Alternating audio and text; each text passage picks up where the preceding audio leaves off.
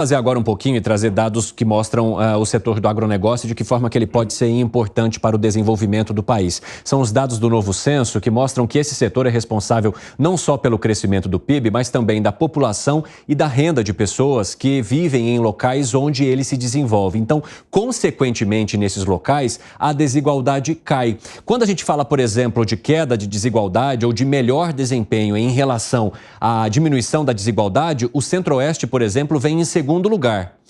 E em primeiro vem o Rio Grande do Sul. Mas quando a gente fala do Rio Grande do Sul, é um estado que já tem aí um destino, uma história muito intensos em relação ao agronegócio e que depois, inclusive, foi migrando para outras partes do país, entre elas o próprio Centro-Oeste, para fazer com que elas se desenvolvessem. E com a ajuda de tecnologias também desenvolvidas pelo próprio país, entre elas a Embrapa, com o plantio direto, que fez com que a soja e milho se desenvolvessem em ampla escala no Centro-Oeste, que tinha uma terra ali que não era considerada a ideal para o desenvolvimento dessas culturas. Pois bem, esses dois estados vêm, inclusive, à frente do estado de São Paulo, que é o mais rico do país. O que isso conta sobre o agronegócio brasileiro e sobre a atenção que as políticas públicas devam se votar para esse setor, Gani? Então, Evandro, o agronegócio, né, ele representa 27% do PIB e ele não é só a agricultura ou a pecuária, a agropecuária, mas ele passa por toda uma cadeia que vai de indústria, transportes,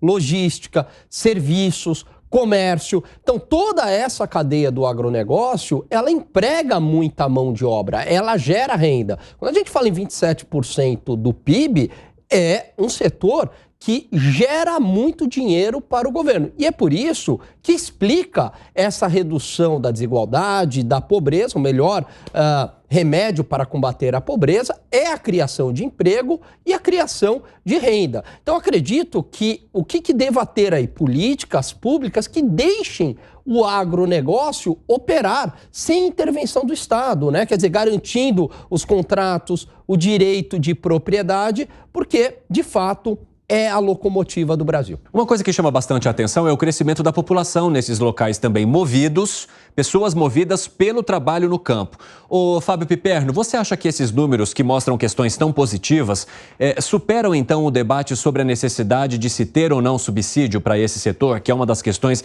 que você mais critica aqui no 3 em 1? Não, veja, eu quero dizer o seguinte, eu não sou visceralmente contra os subsídios ao agro. Eu sempre levanto a questão de que, bom, se um setor tão pujante, economicamente tão importante como esse, tem, então eu acho também justo que as populações que estão na base da pirâmide econômica, aquelas pessoas mais pobres, também tenham algum tipo de ajuda. Mas eu acho que a gente vai assistir no Brasil, nos próximos tempos, mudanças cada vez mais radicais, mudanças cada vez mais importantes, até mesmo algumas rupturas geradas aí por essa pujança do agro. Onde tem uma atividade econômica muito forte, é natural que atraia também um fluxo maior de pessoas, um fluxo maior de outros negócios no seu entorno e também, com o tempo, vai se tornando uma área, um segmento mais influenciador quando a gente pensa, inclusive, nos destinos políticos e econômicos do país. Exemplo, o governo discute agora, com vários setores e tal, a implantação, a construção da ferrovia Ferro-Grão. Vai sair, então, dessa região, que sairia, né? Dessa região muito pujante, cortaria um pedaço da Amazônia, para acho que até o Maranhão, enfim. O fato é que isso vai provocar ódios em muitos grupos ambientalistas. Mas e aí, com o agro cada vez mais forte, o governo, mesmo esse aqui de plantão, resistiria à tentação de dar o seu aval, o sinal verde, para um negócio portentoso como esse? Estão falando de investimentos de mais de 30 bilhões. Será que esse governo entraria em choque com o agro para brecar esse investimento? Então, esse é o tipo de questão que o país vai começar a se debruçar e avaliar com cada vez maior frequência. Eu quero passar essa pergunta que o Piperno fez para você, Gustavo Segré. Bom, a dúvida aí é que todas essas políticas públicas devem ser requeridas por um objetivo maior. Por exemplo, concluir com a pobreza ou diminuir a pobreza. esses resultados que são observados em estados como Tocantins, inclusive, um estado que caracteristicamente é uma questão de pobreza. Quando a gente avalia o crescimento do PIB nesse lugar, por exemplo, comparado com São Paulo, que é a locomotiva do país, observamos praticamente 3 ou 3 vezes a mais nos últimos anos o desenvolvimento do PIB. E quando a gente avalia esse índice que você mencionou, de Gini, o Gini, quanto mais próximo a 1, significa que há indicadores de vida piores.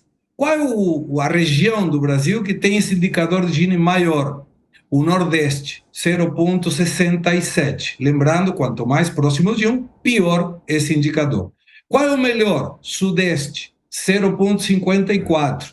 E aí coloca essa parte do Mato Grosso do Sul, denominado Centro-Oeste, que já está com 0,57.